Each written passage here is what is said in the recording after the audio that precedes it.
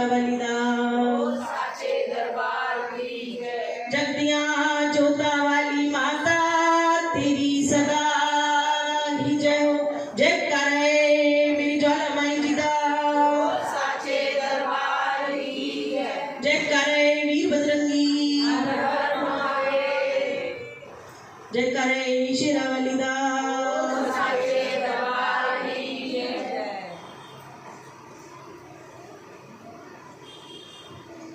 आज काम बहुत सारे हैं, पूजा विधि बहुत सारी करनी है क्योंकि होली का पर्व है। आज छोटी होली है। आप सभी को मेरी ओर से शिव शक्ति धाम सोनीपत की तरफ से होली पर्व की ढेरों शुभकामनाएं। माँ भगवती और भोलेनाथ आपके जीवन में सुख और समृद्धि दे। आपको बहुत सारी बुद्धि की प्राप्ति हो, बहुत सारे ज्ञान की प्राप्ति हो। जिसके पास बुद्धि और ज्ञान होता है उसे धन की आवश्यकता नहीं रहती, इसलिए नहीं कि उन्हें चाहिए नहीं, आवश्यकता ही नहीं पड़ती मांगने की। माँ की भक्ति से और प्रभु के प्रेम के साथ अपने आप सब कुछ हमें मिलता चला जाता है। बोलो श्री गुरुदेव भगवान की जय। जगदियां जोता वाली माता तेरी सदा ही जय हो। बोलो श्री गुरुदेव भगवान की जय। प्रथमे गुरु को वंदना, द्वितीय आध गणेश, तृतीय शारदा सिमरन करूं, मेरे कारज करो हमेश।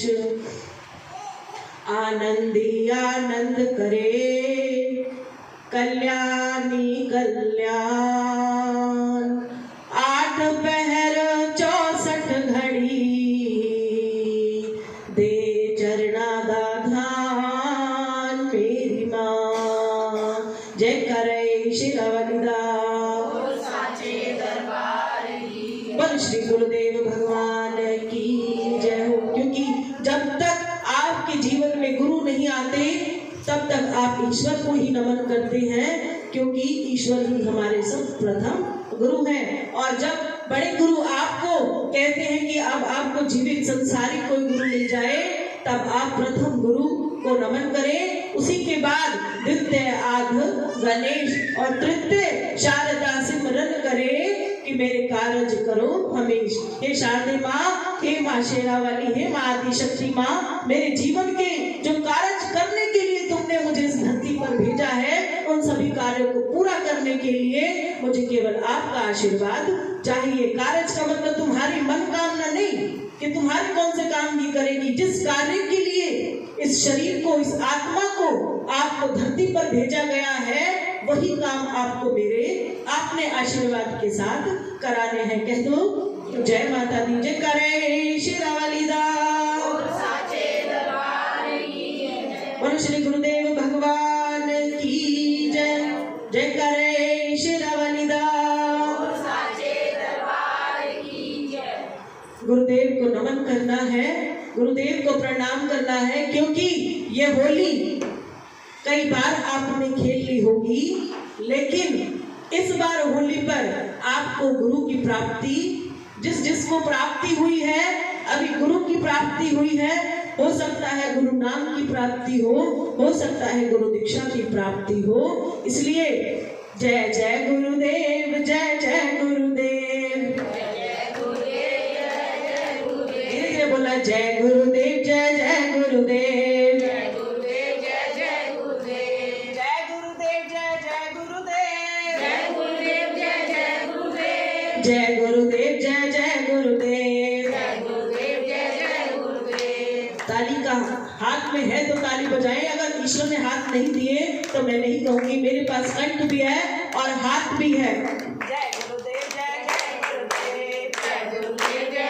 गुरुदेव। जय गुरुदेव, जय जय गुरुदेव, जय गुरुदेव, जय गुरुदेव। जय गुरुदेव, जय जय गुरुदेव, जय गुरुदेव, जय गुरुदेव। जय गुरुदेव, जय जय गुरुदेव, जय गुरुदेव, जय जय गुरुदेव। जय गुरुदेव, जय जय गुरुदेव, जय गुरुदेव, जय जय गुरुदेव। जय गुरुदेव, जय जय गुरुदेव,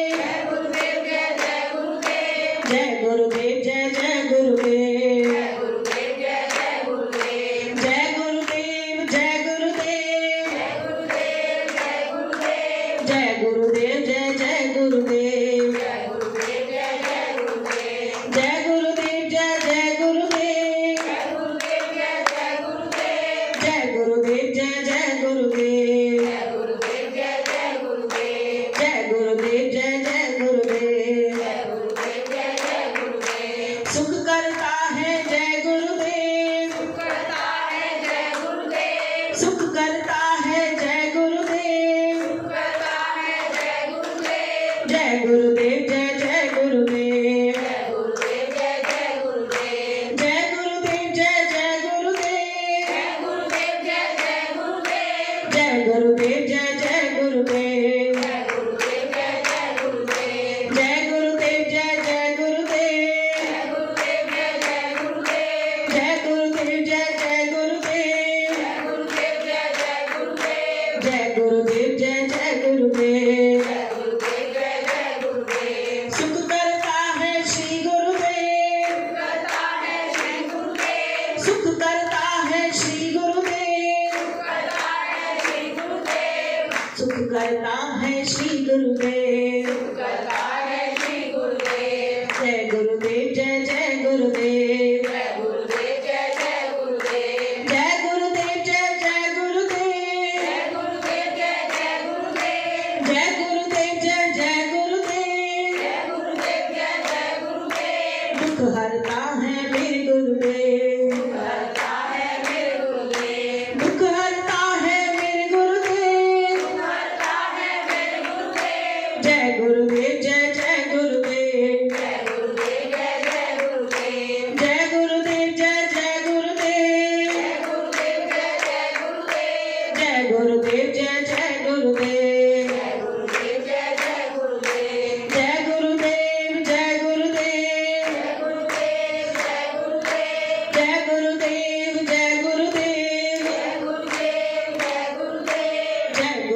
जय जय गुरुदेव जय गुरुदेव जय गुरुदेव जय गुरुदेव जय गुरुदेव जय गुरुदेव जय गुरुदेव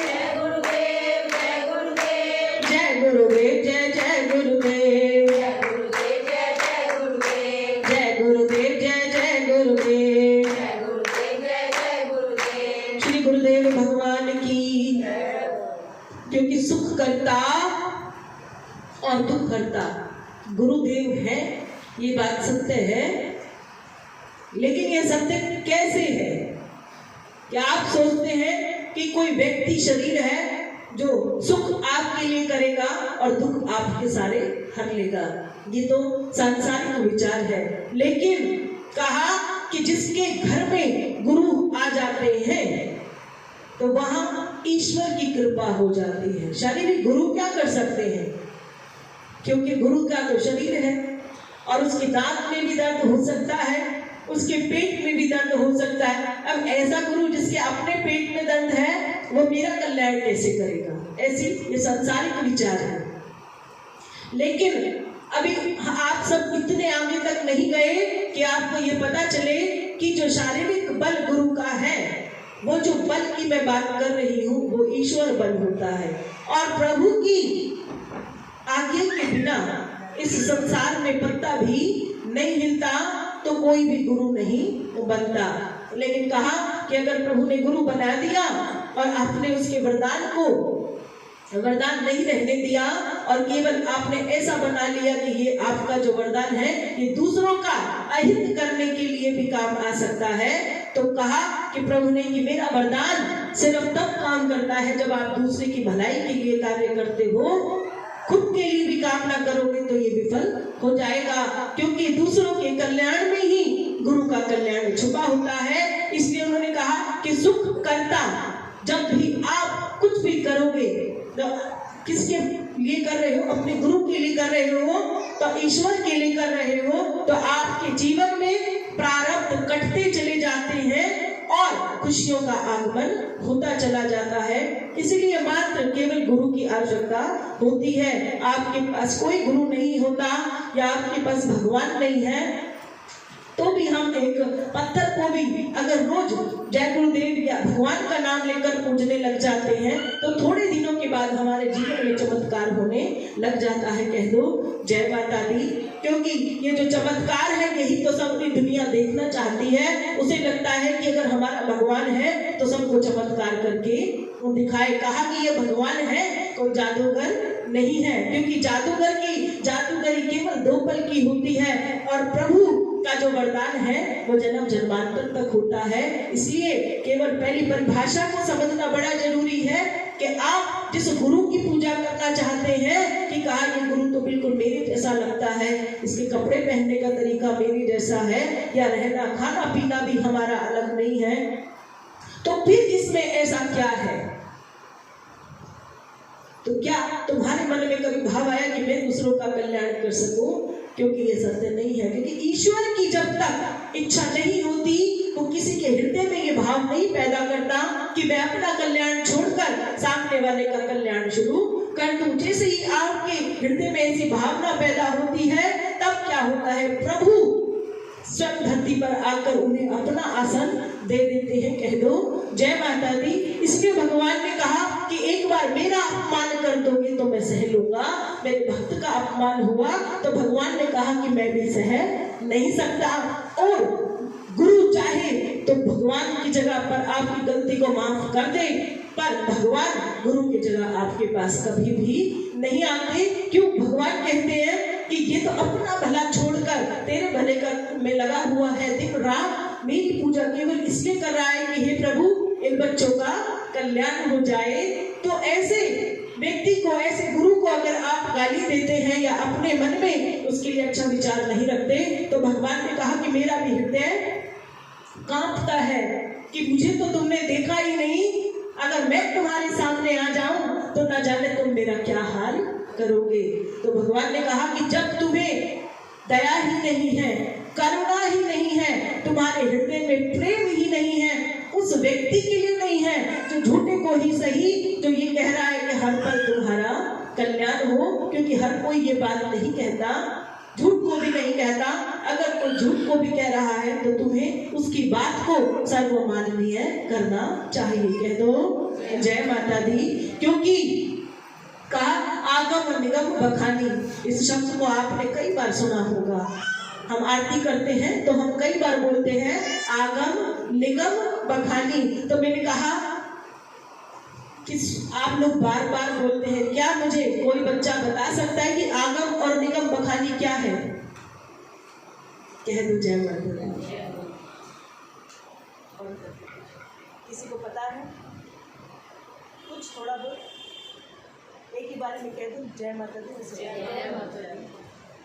तो कहा कि अगर मां ने प्रभु से प्रश्न ना किए होते, ऐसा थोड़ी नहीं कि मां को कुछ पता नहीं है कि प्रभु ये क्या है, ये धूनी क्यों लगा देते हो, ये कौन है ना, ये रावण है, ये राम है, तो क्या आदि शक्ति मां को ये ज्ञान नहीं होगा? होगा ना। फिर भी वो बार बार प्रभु से ये प्रश्न क्यों करती थी?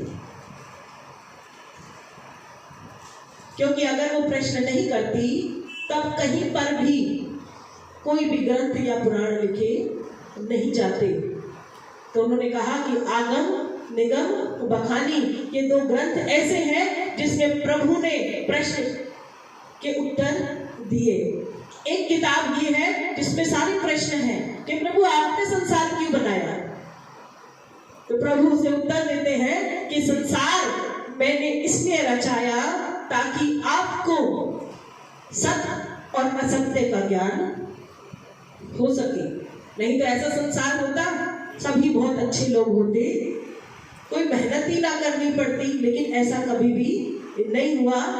तब प्रश्न किया कि संसार बनाया, फिर ऐसे लोग क्यों बनाए जिसमें अच्छे भी बनाए और बुरे भी बनाए? तो कहा कि जो अच्छे हैं वो मेरे हैं और जो बुरे हैं वो भी मेरे हैं, पर जो अच्छे हैं वो अपना कल्याण भी स्वयं कर सकते हैं, लेकिन जो बुरे हैं वो अपना सब कुछ अपने हाथों से नष्ट करने वाले लोग हैं। तो मैंने तो संसार को बना दिया, उसमें जीव भी बना दिए, एक अच्छे और एक बुरे। अब दोनों के हाथ में मैंने सब कुछ सौंप दिया, इसलिए मैं आराम से कैलाश पर आकर बैठ गया कि अब जैसे जैसा ये कर्म करेंगे मुझे तो केवल इनको उसका फल ही देना है। अब इच्छा जो चाहे वो मांग ले, अच्छा मांगेंगे तो अच्छा करना जरूरी है।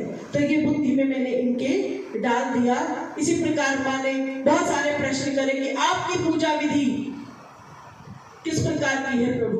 तो प्रभु ने कहा कि मेरी पूजा विधि कहाँ है, तू तो सारे संसार की माँ है और मैं जानता हूँ ऐसे प्रश्न भी तू इसलिए पूछती है कि कल संसार इस सत्य को समझ सके। अगर आज ये होती ही ना, पुस्तक ना हम पढ़ सकते कि नमो नमो दुर्गे सुख करनी और नमो नमो अम्बे दुख हरनी, कि माँ ही है जो हमारे जीवन में सुख कर सकती है और माँ ही है जो हमारे जीवन में दुख कर सकती है। तो माँ क्यों करेगी दुख?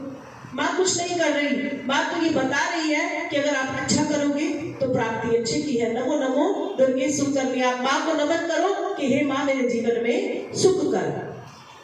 तो माँ कौन है? इसलिए माँ आपकी प्रथम गुरु बनी कि उसने बहुत सोच विचार कर ईश्वर के अंदर से ज्ञान को निकालकर इस संसार को सौंप दिया। तो ऐसी माँ को कोटि कोटि नमन है। इसलिए कहा कि आगम निगम बखानी, कि माँ ने ही अपने मुख से प्रश्न पूछ पूछ कर भोलेनाथ भंडारी से सारे ज्ञान को एकत्रित कराया। इसलिए आरती तो रोज गा रहे हैं, लेकिन ऐसे अचानक हमारे जीवन में ऐसे शब्द आकर खड़े होते हैं कि गा रहे हैं पर मतलब पता नहीं है। ऐसा ही होता है, आपको किसी ने मंत्र दे दिया, आपको उसका मतलब नहीं पता, बस आप गा रहे हैं। मान लो कि उसका अर्थ क्या हो कि हे माँ मैं दूसरे को मार दूं, कि हे माँ मैं दूसरे को मार दूं। तो माँ ने कहा कि मेरे सम्मुख जो जगाकर पाठ पूजा करके तू कह रहे कि दूसरे को मैं मार सकूं, ऐसा मेरे पास कृपा हो। तो माँ इस ऊपर कृपा कभी भी नहीं करती। इसने कहा कि ऐसा थोड़ी नहीं है कहीं भी जाओ और मंत्र को जाकर करने लग जाओ, उसका पाठ करने लग जाओ, जिस मंत्र का आपको ज्ञान ही नहीं है। पता चला सारा जीवन आपने सिर्फ दूसरे के मारने को बार बार बोल बोल कर गवा दिया। इसलिए कहा कि बहुत अच्छा है कि ऐसे शब्दों का चयन करो जो आपको समझ में आ सके। तो माँ ने कहा कि शब्दों की कोई माला नहीं है। मैंने देखा अभी कि मेरे एक बहुत अच्छी जानकारी में है जो अंग्रेजी में पूजा करते हैं, पर मुझे अंग्रेजी नहीं आती, मुझे हिंदी आती है और उनको हिंदी नहीं आती। ऐसे में सिर्फ एक ही बात समझ में आती है कि माध्यम एक ही है, पूजा है ना। अब माँ को जो जगत जननी माँ है उसे तो ना इंग्लिश आती है और ना हिंदी, तो वो कौन सी भाषा समझती है? केवल भाव की। संस्कृत भी कहाँ समझेगी? उनको तो सिर्फ भाव पता है, उनको पता है कि किस श्रद्धा से मुझे ये फूल अर्पित किए जा रहे हैं, किस श्रद्धा से मुझे चुन्नी को चढ़ाया जा रहा है, ये भाव क्या है। तो सबसे पहली कसौटी ईश्वर को पाने के लिए प्रभु ने कहा कि तुम्हारी माँ है, क्योंकि प्रभु तो बिल्कुल अड़िग होकर दोनों हाथ अपने घुटनों पर रखकर बहुत आराम से बैठे हैं, लेकिन एक माँ ही है जिसने सारे अस्त्र शस्त्र उठा रखे हैं कि मैं भक्तों का कल्याण कर सकूं।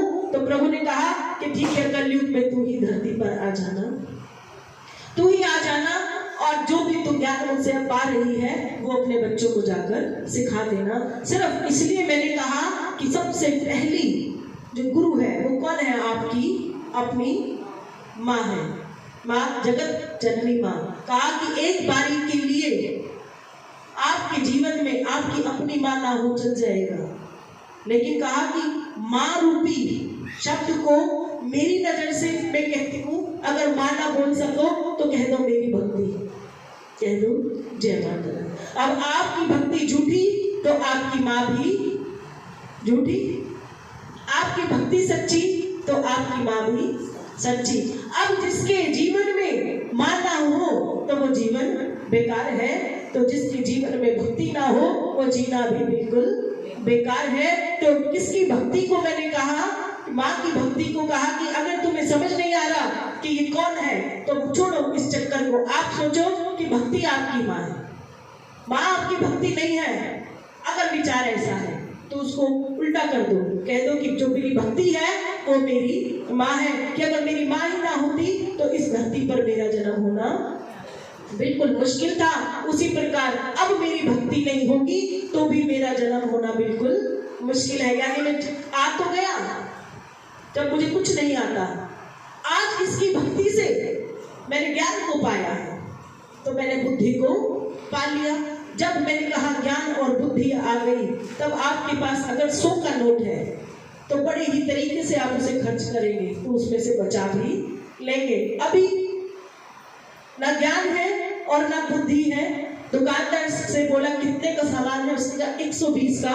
उसने उसको 100 रुपए दिए और 20 आपने उससे उधार कर लिए। ये नहीं सोचा कि नहीं, अगर मेरे पास राशि ही 100 है तो मैं 120 की वस्तु को खरीद के अपने जीवन को बेकार नहीं करूँ, है ना। जो जल्दबाजी में शॉपिंग करते हैं, खरीदारी करते हैं, वो दुकानदार के पास पैसे छोड़ के आते हैं कि मैं अगली बार आऊंगी।